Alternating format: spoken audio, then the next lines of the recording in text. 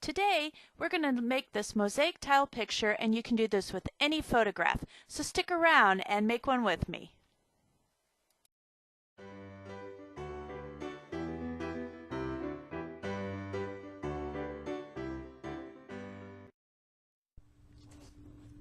The first thing I'm going to do is paint this canvas board that actually I picked this up at the Dollar Tree, but you can pick them up at any craft store if you don't have these at the local Dollar Tree, and they are fairly inexpensive anywhere you go.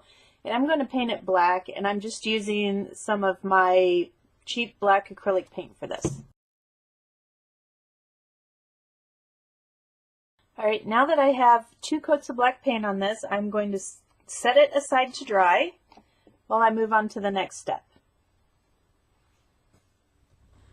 Now I'm going to take some of this craft foam and I'm going to cut it down into a 5x7 square, and this is going to act as the backer, give depth and thickness to the tiles we're making. So I am going to go ahead and take my small T-square ruler.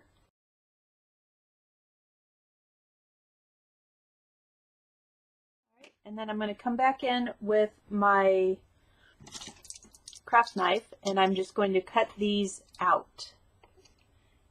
And being foam, you don't have to push real hard on it.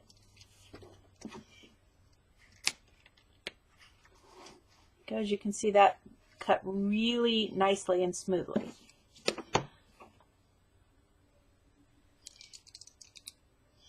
Actually, if you don't have a craft knife, you can actually go back through it and cut this with a ruler just as well.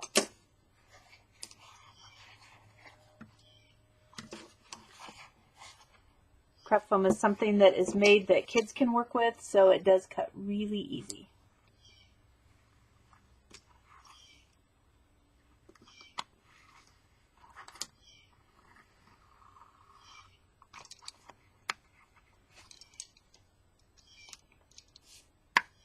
Okay, there we go.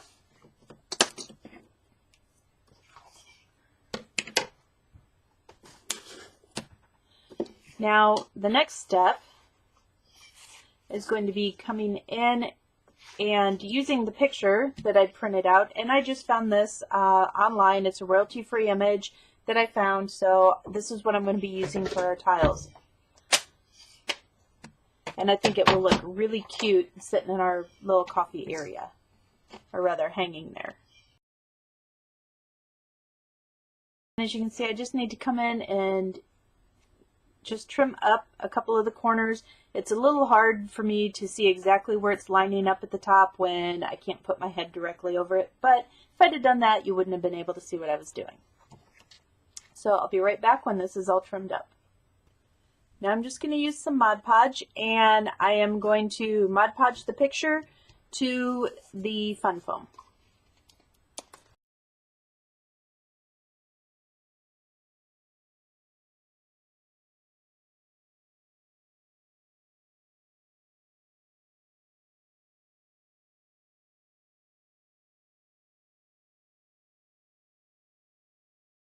The Mod Podge is dried. I'm going to go back in and I'm going to trim off the areas where it didn't quite cover the fun foam, and again I'm just going to go in with my ruler and I am going to just cut right through that foam.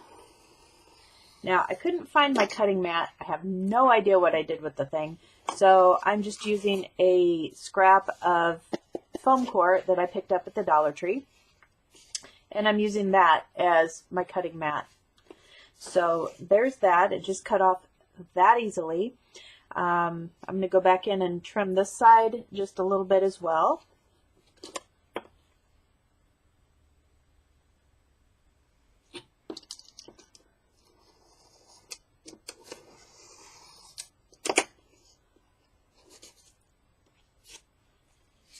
Okay, there we go. Now we're going to go in and cut this into 1/2-inch pieces, and that's going to make up our mosaic. To do this, I'm simply going to flip it over on the back side, and I'm going to make marks every 1/2 inch and then draw in my grid so I have my cutting guide.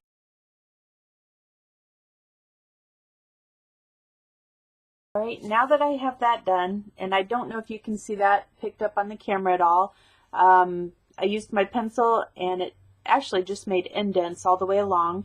I'm going to go back and I am going to just cut now into my squares.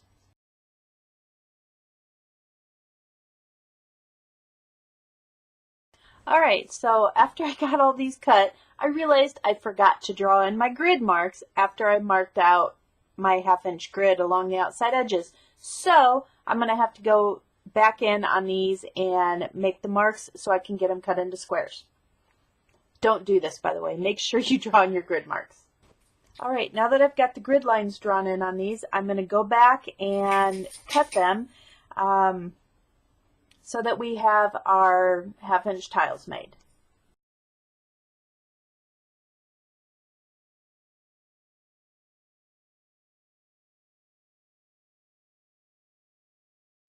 Now that I have all my pieces cut up, what I'm going to do is I'm going to take some Liquitex gloss medium and varnish, and I am going to top each individual piece with it.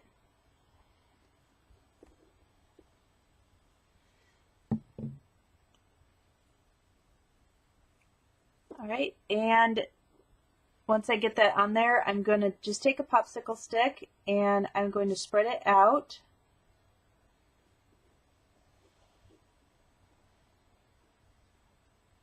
So that it covers to the edge of each piece. You want to be sure if there's any bubbles, you get those out of there. You don't want those to show up in the end. Alright, and once you have that done, just set them aside to dry. And this is going to be a little bit time consuming, but the reason that I'm doing this is so that each of them have kind of a raised, glazed appearance to them when they're done, so that it doesn't just look like pieces of paper that have been cut up. They'll have more the look of glazed tiles. Alright, so let's get started on this.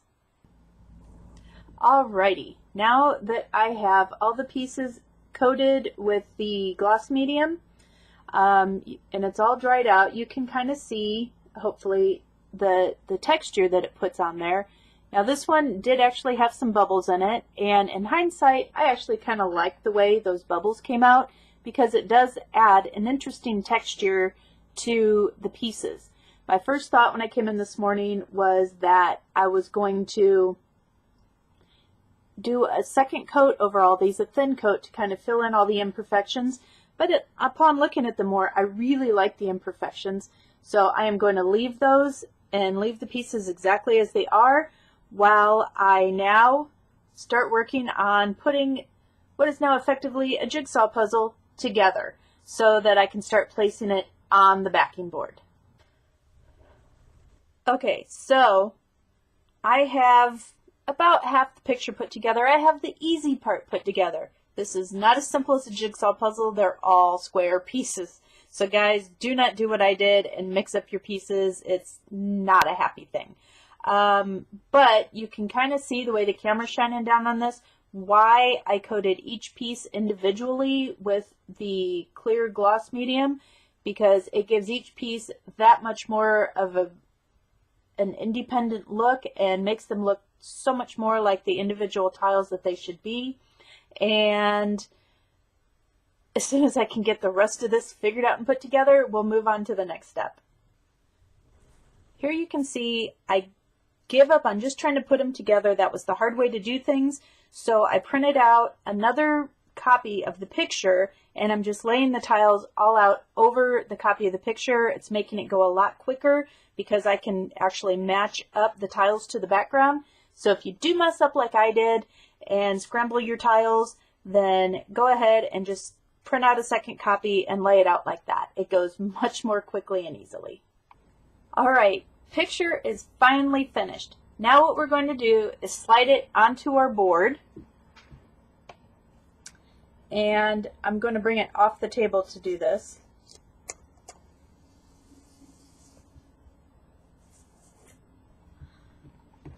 Alright, and again, it's getting a little bit messed up, but that's going to happen. I've got to pull this picture out from underneath so we can move on to our next step.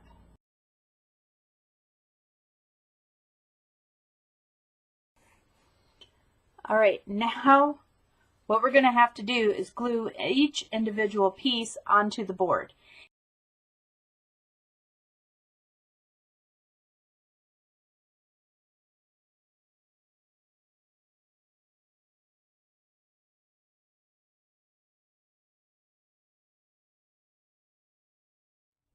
I picked up this picture frame at Dollar Tree, and it actually has a deeper base to it, so I think it should fit the thickness of the tiles that we have going on here. I don't know how you can see it, but it does add a little bit of thickness using the Fun Foam, so I was really happy to find this. However, I don't know if I was just not paying attention in the store or I banged it on the way home, but it's got a nick in it, and it's gold anyway. And while the gold itself goes fairly well with the picture, I'm not going to deny that, it does need a little bit of touch up. And the mat around the outside, the white, is simply not going to work with the picture. So I am going to change out the mat. I'm going to find some paper and just cut a new mat for it. And I'm going to go ahead and paint the frame. I'm going to see what metallic paints we have down in the garage. I think we have some gold, we have copper, we have silver. I'll take a look, see what goes well with the picture. But I will be back when I have the new mat cut and the frame spray painted. Here is the finished frame. I found some Rust-Oleum hammered copper paint that I used on it, but because I was also working on another project, I had a kind of terracotta colored spray paint I was using as well, and on one of the coats grabbed the wrong spray paint, so sprayed some of the terracotta color on the frame. And I decided to just go with it. So it's kind of got some areas that have the terracotta color fading in and out of them. And as you can see, it kind of pools around some of the hammered copper portions where it's a little bit thicker. So I kind of like the way it came out. The two colors do blend well together, and I think it adds an interesting texture to it. So I went ahead and left it. And as Bob Ross says, there are no mistakes, just happy accidents. This is a happy accident, is the way I'm looking at this. All right, so now we're going to put the frame back together. I just need to flip it over, and I have cleaned the glass real thoroughly. I don't want to get any dust in here. So go ahead and lay the glass down in there. Oops. Maybe. Now that I have the glass in the frame, I am going to go ahead and place the mat that I cut out of some scrapbook paper that I had, and I'm just going to place it in the frame. I did cut it with my Silhouette Cameo, so I know the edges are really straight and pretty happy with that. Now, because this is a thicker frame and it came with a foam liner and it just fits right in here, so I think that's pretty cool. It will actually hold up, like I said, the picture. It will hold it back from the glass so that hopefully the tiles won't be touching the glass itself. So we'll set this aside for a moment. Right now I'm taking the back of the picture frame, and what I'm going to be doing is hot gluing my picture onto the back of the frame so that it's centered. And because it's actually smaller than the interior of the frame and too heavy just to tape to the mat, that it will stay.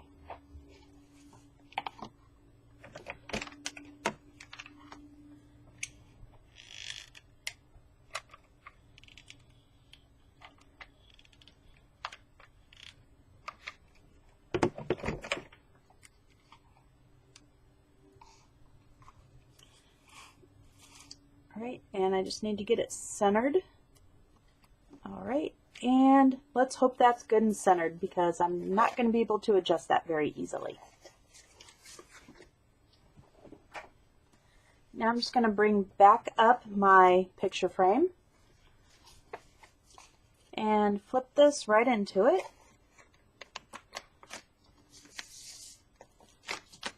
And close off all these little tabs to hold the picture in place. Okay, and now for the big moment. There is the finished piece. I really like the way that came out. I think it turned out really nice. So I'm going to go get this hung, and you guys have a great day, and I will see you soon. Bye-bye. If you liked this video, please be sure to hit that like button as well as share it with friends who may also enjoy it. If you like my channel, hit that subscribe button, and when the notification bell pops up, be sure you hit that as well so you never miss a video. And, as always, have a great day and stay crafty.